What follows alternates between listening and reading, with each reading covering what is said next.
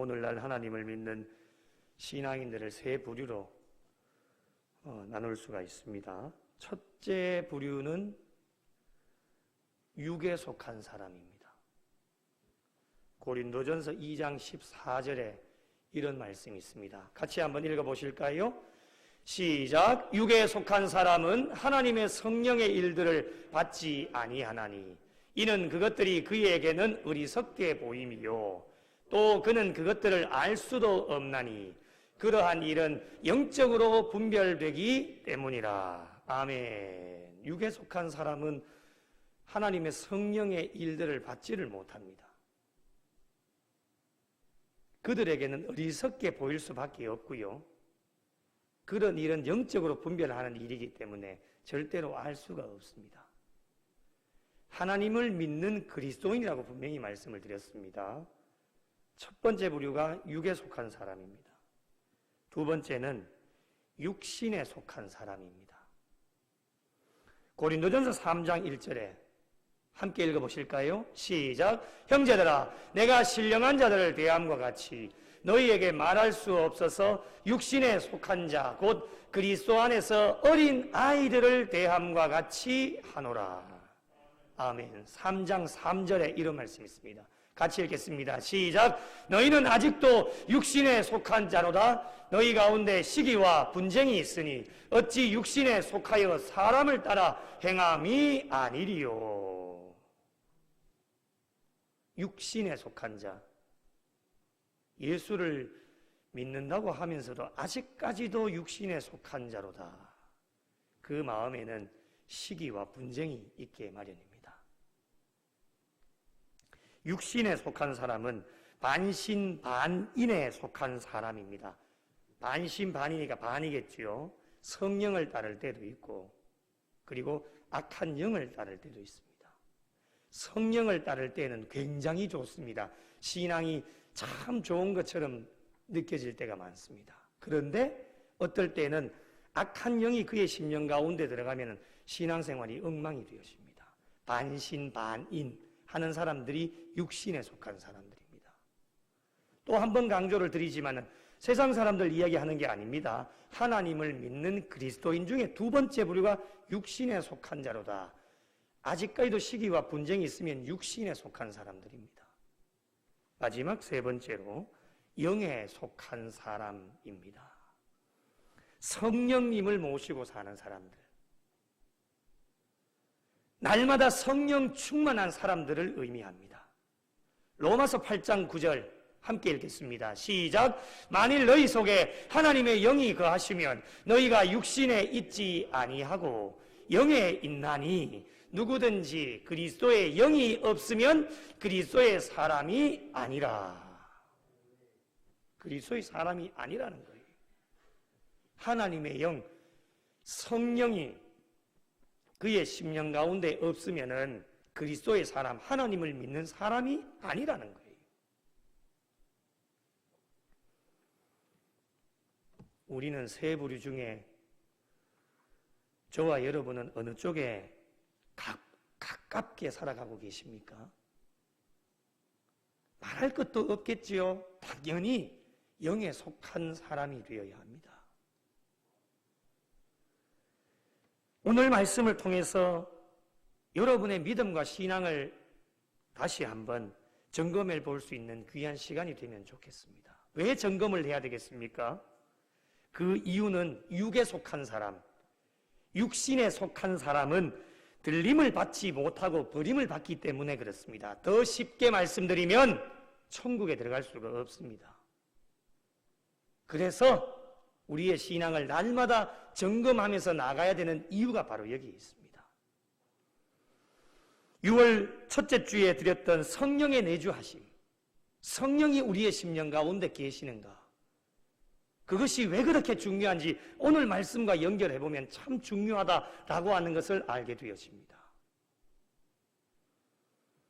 성령님께서 내주하시지 아니하시면 육의 사람, 육에 속한 사람, 육신에 속한 사람이 될 수밖에 없기 때문입니다. 그래서 계속해서 우리의 마음을 뒤돌아보면서 내 안에 성령님이 내주하고 계시는지를 날마다 확인하고 점검해 나갈 수 있어야 됩니다.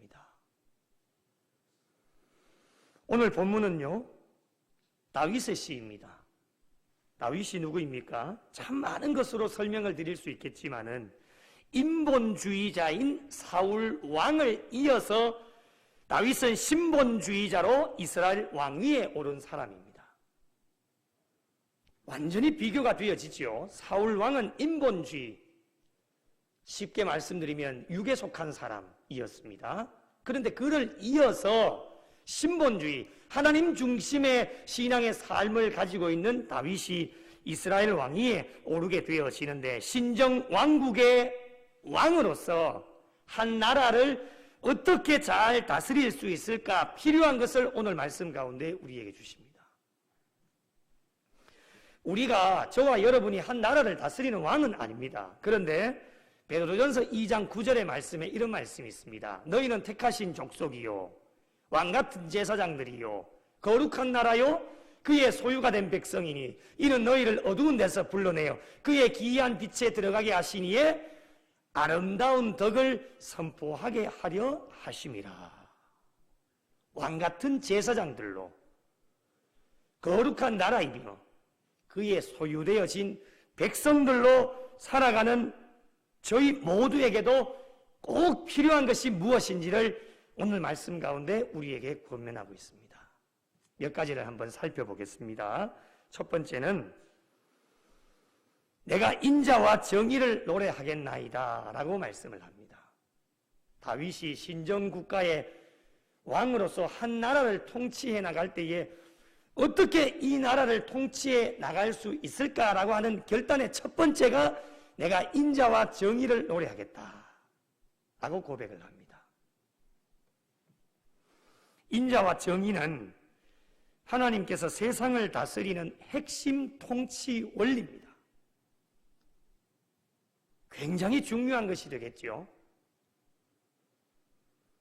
하나님의 통치 방식 그대로를 따라가면서 신정국가인 이스라엘을 잘 다스려 나가겠다라고 하는 것이 다윗의 결단입니다. 그럼 여러분, 인자가 무엇입니까? 하나님의 인자하심, 이렇게 이야기를 많이 하죠. 인자하심은 하나님의 백성들에 대한 변함없는 사랑을 가리키는 것이 하나님의 인자입니다.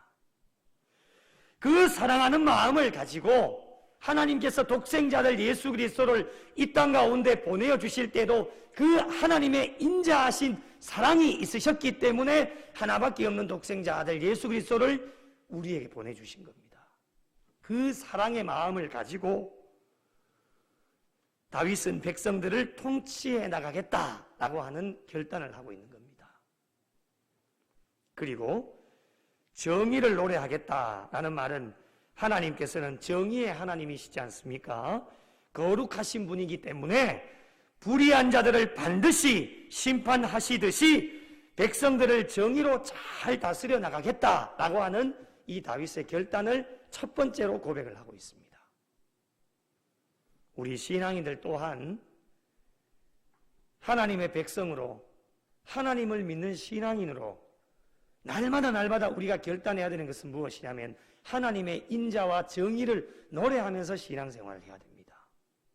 하나님의 사랑이 늘 우리의 심령 가운데 있어야 되고, 정의, 공의가 강같이 흘러 넘칠 수 있도록 우리의 신앙의 삶을 주님만 바라보고 달려가야 됩니다. 이 결단을 오늘 첫 번째로 다윗이 하고 있습니다. 두 번째는 완전한 마음으로 내 집 안에서 행하겠다라고 말씀을 하고 있습니다. 여러분 2절 말씀을 한번 보십시오.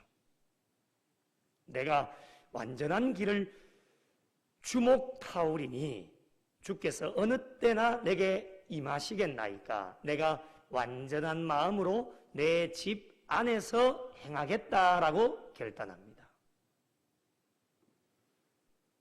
여기서 완전한 길이라고 하는 것, 완전한 길이라고 하는 것은 흠이 없고 순결한 것을 의미합니다.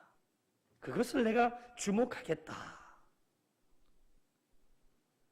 또 다른 뜻으로는 주의하다, 신중하게 처신하다, 지혜롭게 행동하다 라고 하는 뜻을 가지고 있습니다. 그러면 연결해서 한번 보면 다윗은 신정국가인 이스라엘을 통치하면서 한 나라의 왕으로서 백성들을 통치하고 다스릴 때에 흠이 없고 순결하게 그리고 주의하면서 모든 일을 신중하게 처신하고 지혜롭게 행동하겠다라고 하는 결단을 하고 있는 겁니다. 오늘 이 시대를 살아가고 있는 저와 여러분도 마찬가지겠죠. 우리는 한 나라를 다스리는 왕은 아니지만은 하나님을 믿는 백성으로서 흠이 없이 순전하게 모든 일을 주의하면서 신중하게 처신하고 지혜롭게 행동하는 것이 철저하게 우리에게는 필요합니다. 그것을 지금 다윗이 결단하고 고백을 하고 있습니다. 그리고 완전한 마음이라고 하는 것은 온 마음을 하나님께 드리겠다고 하는 겁니다. 더 쉽게 말씀을 드리면 완전한 길로 가고 완전한 마음을 가진다고 하는 것은 모든 것을 다 하나님께 맡긴다고 하는 겁니다. 내 힘으로 되어지는 것이 아무것도 없다라고 하는 것이죠. 이 완전한 길을 주목하고 완전한 마음으로 우리의 온 마음을 하나님 앞에 드리는 것은 인간의 힘으로는 절대로 할 수가 없는 일입니다. 내가 그렇게 하고 싶다고 해서 되는 일이 아닙니다. 그렇기 때문에 철저하게 하나님 앞에 맡겨드리면 하나님이 우리의 심령 가운데 임재하시게 되고 성령님이 우리 가운데 내주하심으로 말미암아 우리는 주님이 원하시는 완전한 길을 주목하게 되고 완전한 마음으로 하나님께 모든 것을 다 맡겨드릴 수 있습니다. 창세기 17장 1절에 이런 말씀이 있습니다. 하나님께서 믿음의 조상인 아브라함에게 나타나셔서 뭐라고 말씀하시느냐? 너는 내 앞에서 행하며 완전하라. 이렇게 명령하십니다. 신명기 18장 13절에 이런 또 말씀이 있습니다. 너는 내 하나님 여호와 앞에서 어떻게 해요? 완전하라는 거예요. 누구 앞에서요? 하나님 앞에서. 코람데오입니다. 사람들 앞에서 완전하라는 게 아닙니다. 하나님 앞에서 행하는 모든 일이 완전하라라고 우리에게 말씀을 합니다. 완전하라고 하는 것은 하나님께 우리의 모든 마음을 다 드리는 건데 더 쉽게 말씀을 드리면은 우리의 마음이 다른 곳에 그 마음을 빼앗기면 안 된다고 하는 것입니다. 우리 지금 어디에 마음 빼앗깁니까? 물질에 마음 빼앗기지 않습니까? 먹고 사는 것이 중요하고 돈을 버는 것도 참 중요한데요. 거기 마음을 빼앗기면 안 된다고 하는 거예요. 명예와 권력 높은 자리에 올라가는 것, 그것 때문에 우리의 마음이 빼앗기지 않습니까? 세상적인 유의와 향락에 우리의 마음이 빼앗기지 않습니까? 하나님께 예배드리고 기도하고 찬양하는 일에 우리의 마음을 온전하게 다 쏟아야 되는데 세상 유의와 향락 즐기고 취미 즐기는 일에 우리의 마음이 빼앗기지 않습니까? 요즘 청소년들, 청년들 게임과 인터넷에 모든 마음을 다 빼앗깁니다.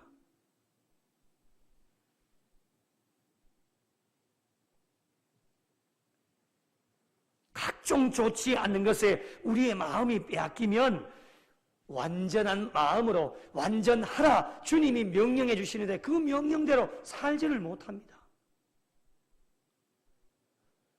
저와 여러분의 마음이 하나님께만 머물러 있기를 하나님이 원하십니다. 우리의 마음이 하나님께 있기를 하나님이 원하십니다.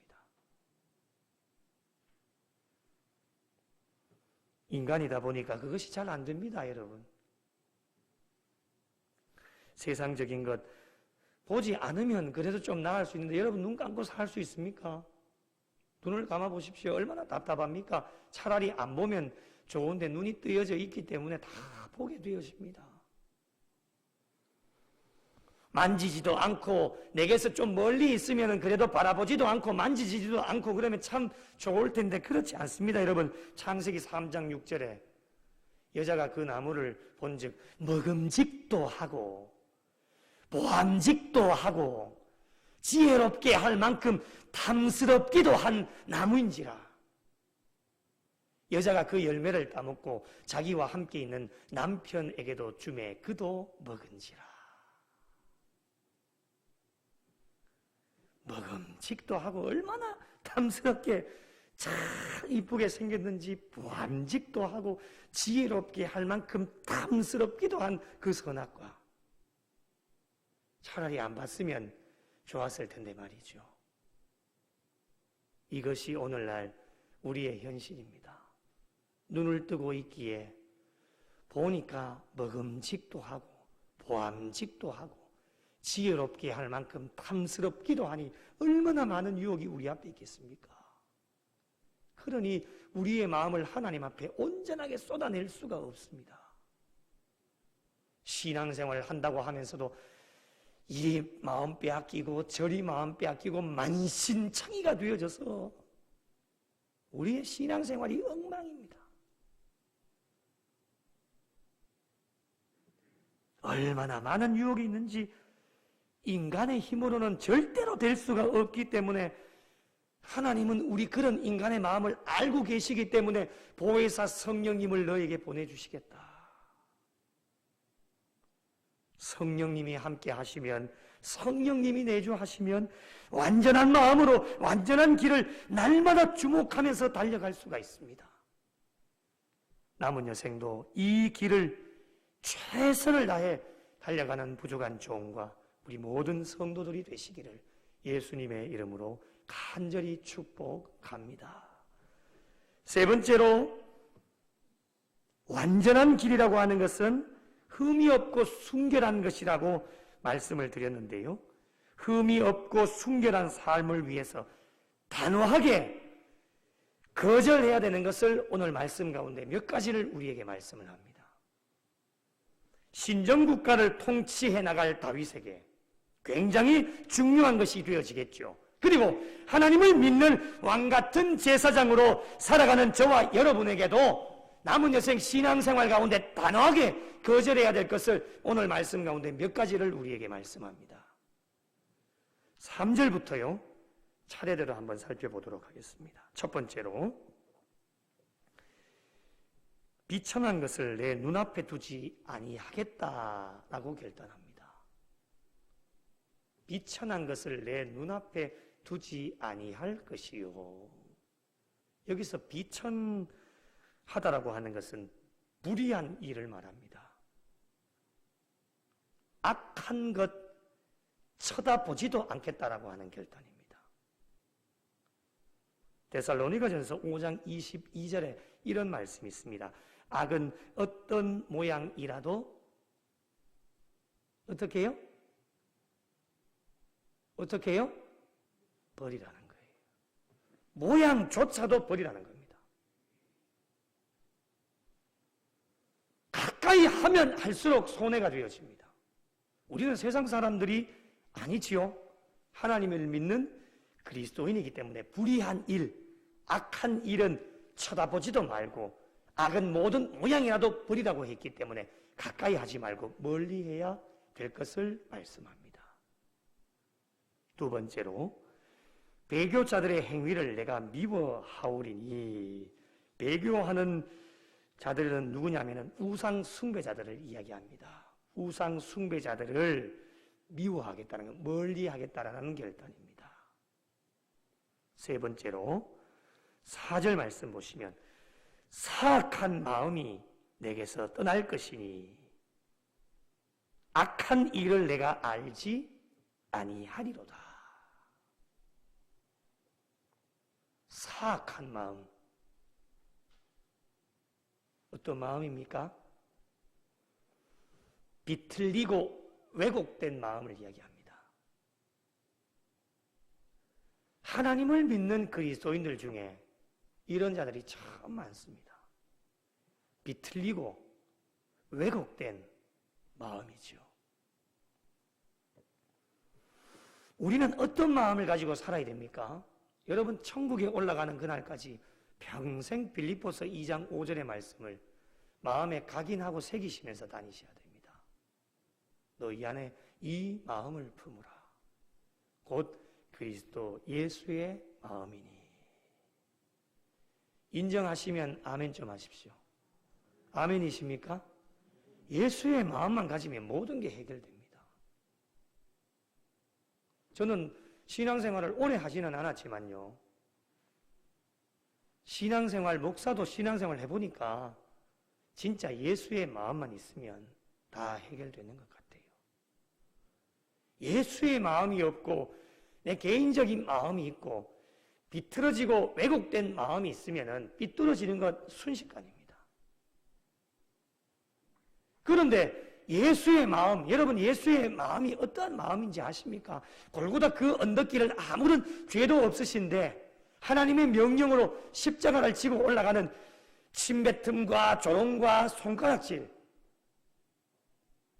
그 예수의 마음, 그런 모진 고통을 당하시면서도 아무런 말씀하시지 않고 그냥 묵묵히 십자가를 지고 올라가시는 그 예수의 마음, 우리는 오늘날 이 시대에 많은 고통과 어려움을 당한다고 이야기를 하고 손가락질도 당하고 비방도 당하고 많은 고난을 당한다고 하지만 예수님보다 그렇게 많은 어려움을 당하지는 않습니다.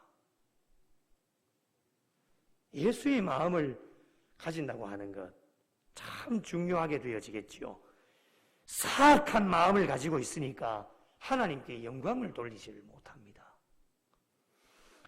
사악한 마음을 가지고 있으니까 생각하는 게 악하고 행동하는 것도 마음이 악하니까 그 마음에 있는 것이 입으로 나오게 되어지고 행동으로 옮겨지게 되어지니까 사악한 마음이 있으면 악한 일을 도모할 수밖에 없습니다.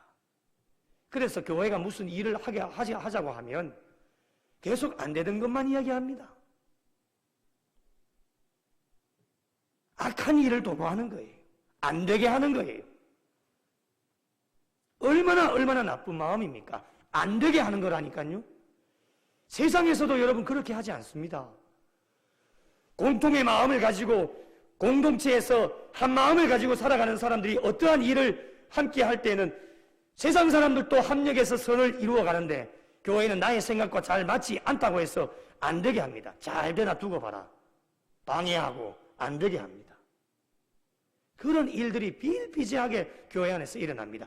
어떤 마음 때문에 그러냐? 사악한 마음 때문에 그렇습니다. 예수의 마음을 가져보십시오. 이렇게 해도 좋고 저렇게 해도 좋습니다. 이런 생각도 괜찮고 저런 생각도 괜찮습니다.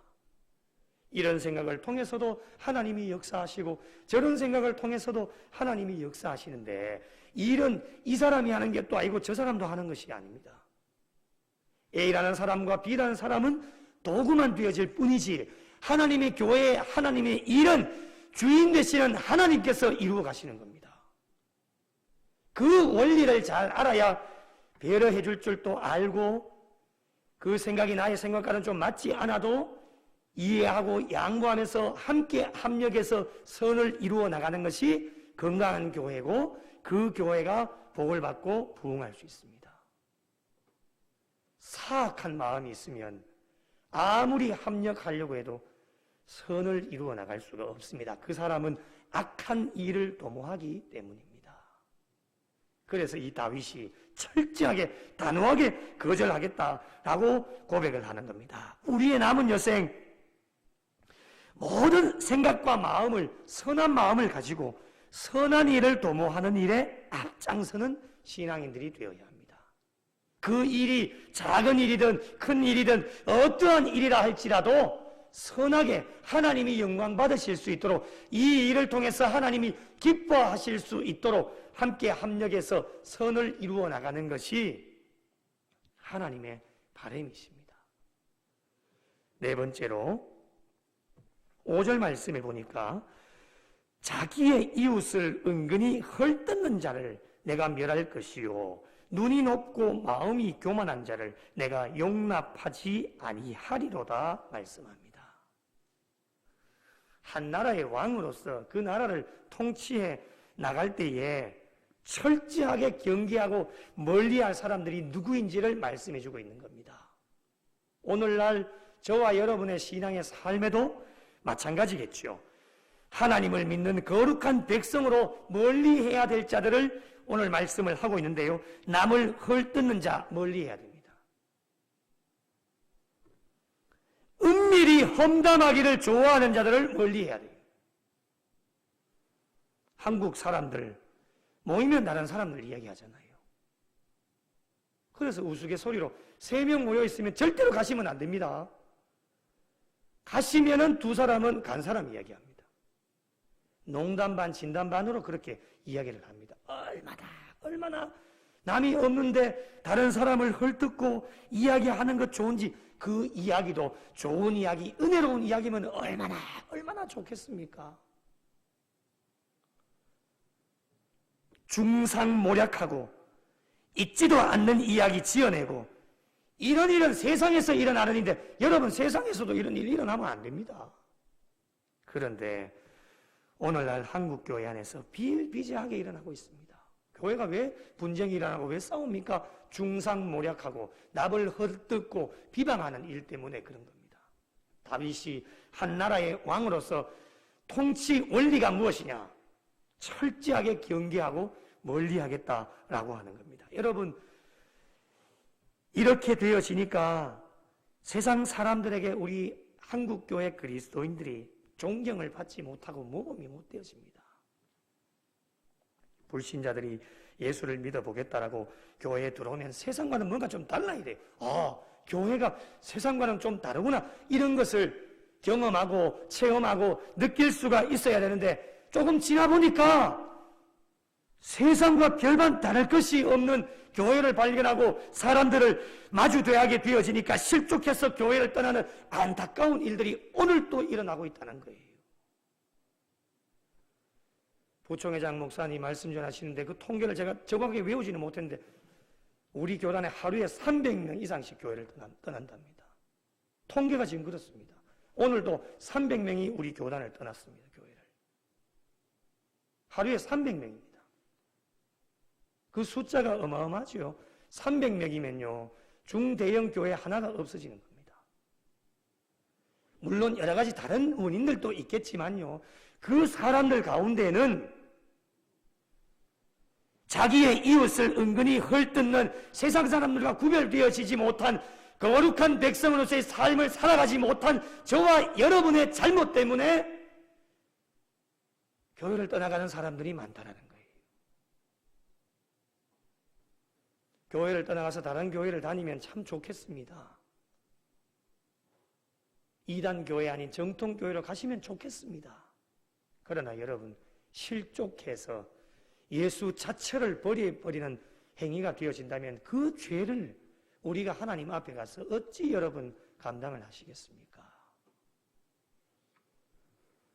우리 교회 또한 예외가 될 수 없고요, 어느 누구도 예외가 될 수 없기 때문에 정말 정신 차리지 않으면 안 된다라고 하는 겁니다. 가장 좋은 방법은요, 동조하지 마시고 그들을 멀리하면서 멀리하게 되어지면 자신들 스스로가 지쳐서 돌아서게 되어집니다. 여러분, 교만한 자들 용납하지 않고 멀리하면 됩니다. 가까이 하지 마십시오. 가까이 하면 물들게 되어집니다. 버리라는 이야기가 아닙니다. 그들을 위해서 기도해 주십시오. 대신 가까이는 하지 마십시오. 가까이 하면 나도 모르는 사이에 물들 수밖에 없습니다. 그래서 은혜롭고 겸손하고 신앙의 모범이 되어지는 분들과 가까이 하다 보면 떨어졌던 내 믿음도 다시금 열정이 생겨나게 되어지고요, 그런 현상들이 일어나게 되어집니다. 계속 중상모략하고 남을 헐뜯는 말을 하고 교만한 자들 옆에 붙어 있으면 나도 모르는 사이에 그럼 그렇지, 이렇게 동조하게 되어지면 함께 죄를 저지르게 되어집니다. 야고보서 4장 6절에 이런 말씀이 있습니다. 하나님이 교만한 자를 물리치시고 겸손한 자에게 은혜를 주신다. 분명하게 우리에게 말씀해 주셨습니다. 우리가 해결하는 게 아닙니다. 하나님이 교만한 자를 물리치십니다. 하나님이 하시는 거예요. 우리가 하는 일이 아닙니다. 하나님이 하실 수 있도록 우리는 그들을 위하여서 영의 사람이 되어질 수 있도록 성령님이 내주하실 수 있도록 그들을 위해서 중보적 기도를 하나님 앞에 올려드리는 것, 그것이 우리가 해야 될 일입니다. 버리거나 떠나거나 내팽개치라는 이야기가 아닙니다. 그런 이야기가 들려올 때에 동조하지 마시고 그 자리를 떠나시든지, 아니면 그런 말이 아니면 아니라라고 이야기를 해줄 수 있는 그런 신앙의 진실함과 정의와 공의가 우리의 삶 가운데 있어야 됩니다. 다섯 번째로 7절 말씀해 보니까 거짓을 행하는 자는 내 집 안에 거주하지 못하며 거짓말하는 자는 내 목전에 서지 못한다라고 분명하게 말씀을 하고 있습니다. 여러분, 겉과 속이 다른 위선자들을 가리키고 있습니다. 앞과 뒤가 다른 사람들을 의미하는 거죠. 요즘 신앙인들 가운데 우스갯소리로 이런 이야기를 해요. 하나님께서도 혼란스러우시겠다는 거예요. 부족한 종을 보고 하나님 혼란스럽다는 거예요. 야, 너 마음이 도대체 어떤 거야? 왜 이랬다 저랬다 해?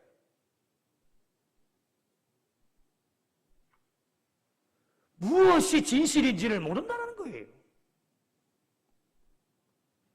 앞에서 이런 말하고 뒤에서 다른 말 하니까 그 사람의 진심을 모르겠다고 하는 거예요. 이런 자들 멀리하라는 겁니다. 경계하라는 거예요.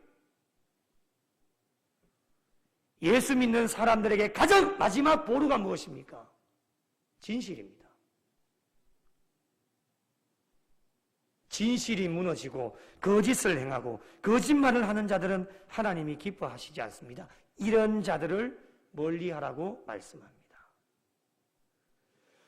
오늘 신앙생활 가운데 단호하게 거절하고 멀리해야 할 것이 무엇인가? 5가지를 다시 한번 정리를 하면 이렇습니다. 불의한 일, 악한 것을 쳐다보지도 마십시오. 오늘부터 선한 것만 보십시오. 둘째로, 우상 숭배하는 자를 단호하게 거절하십시오. 세 번째로, 사악한 마음을 멀리하고 예수님의 마음을 가지고 선한 일을 도모하십시오. 네 번째로, 이웃을 헐뜯는 자, 눈이 높고 마음이 교만한 자들 단호하게 거절하고 멀리하십시오. 마지막 5번째로, 거짓을 행하는 자, 거짓말을 하는 자들을 단호하게 경계하고 멀리하십시오. 이런 죄악의 세력들을 단호하게 거절하고 멀리하지 못하면 똑같이 죄악을 저지르게 되고, 오늘 8절 말씀을 한번 보실까요? 악을 행하는 자는 여호와의 성에서 다 끊어지리로다 말씀합니다. 끊어집니다, 여러분. 여호와의 성이 어떠한 곳입니까? 하나님께서 다스리시는 곳이 여호와의 성입니다. 여호와의 성에서 끊어진다 말씀합니다. 더 쉽게 말씀드리면 하나님께서 다스리시는 곳, 악을 행하는 자는 절대로 하나님의 성에 들어올 수 없다라는 것. 여러분, 우리의 마지막 본향이 어디입니까? 천국을 향해서 달려가는데 악을 행하는 자, 그것을 끊어내지 못하는 자들은 다 천국에서 들어가지 못하고 그 여호와의 성에서 끊어질 것이다라고 분명하게 우리에게 말씀을 합니다. 하나님의 성에 들어갈 자 누구입니까? 우리의 마지막 본향인 천국에 들어갈 자 누구입니까? 그들은 하나님 앞에서 거룩하고 흠이 없고 순결한 삶을 살아가는 자, 부족하고 연약하지만 말씀 따라서 잘 달려가는 자들, 악은 어떠한 모양이라도 버리고 우리에게 많은 각종 유혹들이 있어도 그것을 바라보지 않고 오직 내 눈은 하나님을 향하여서, 우리의 마음은 오직 하나님께, 그리고 성전을 향하여서 우리의 마음을 둘 때에 하나님께서는 우리를 불쌍히 여기시고, 그런 신앙의 삶으로 달려갈 때에 마지막 하나님 심판대 앞에 섰을 때에 하나님께서는 우리를 분명히 칭찬해 주시고 천국을 향하여 문을 활짝 여셔서 우리를 들어가게 하십니다. 이것이 오늘날 저와 여러분의 믿음과 신앙의 고백이 아니겠습니까? 사랑하는 성도 여러분, 서두에 말씀드렸던 것을 다시 한번 말씀을 드립니다. 하나님을 믿는 그리스도인들 중에 세 부류가 있다라고 분명히 말씀을 드렸습니다.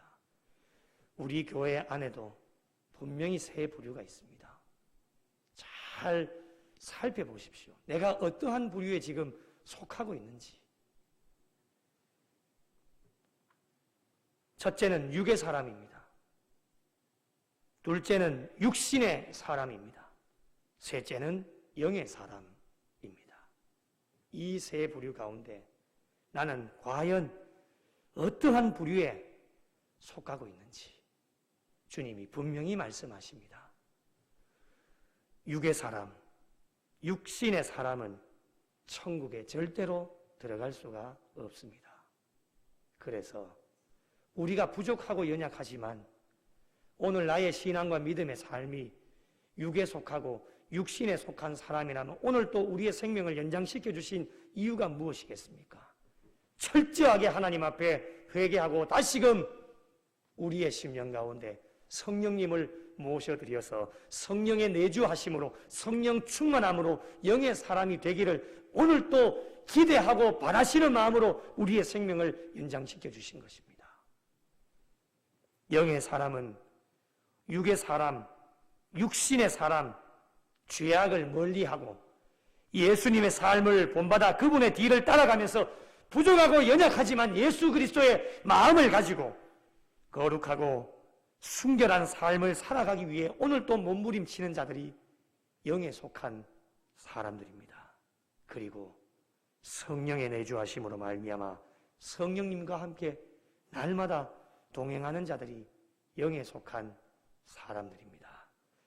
우리 구미영락교회에 속한 부족한 종과 우리 모든 성도들이 남은 여생 우리의 마지막 본향인 천국을 향하여 계속해서 신앙의 여정을 달려가실 텐데 영의 사람이 되셔서 모든 악을 멀리하시고 악을 행하는 자들을 멀리해서 하나님을 잘 따라가시고 말씀을 따라가는 순결한 삶으로 하나님 앞에 칭찬도 받으시고 그리고 믿지 않는 세상 많은 사람들에게 칭찬과 존경과 본이 되어지는 삶으로 하나님 나라 확장하는 일에 귀하게 쓰임 받으셔서 앞으로 남은 여생도 영의 사람으로 성령의 내주하심으로 성령 충만함으로 하나님 앞에 영광 돌리고 하나님 앞에 기쁨이 되실 수 있는 복된 성도들이 다 되시기를 예수님의 이름으로 축원합니다.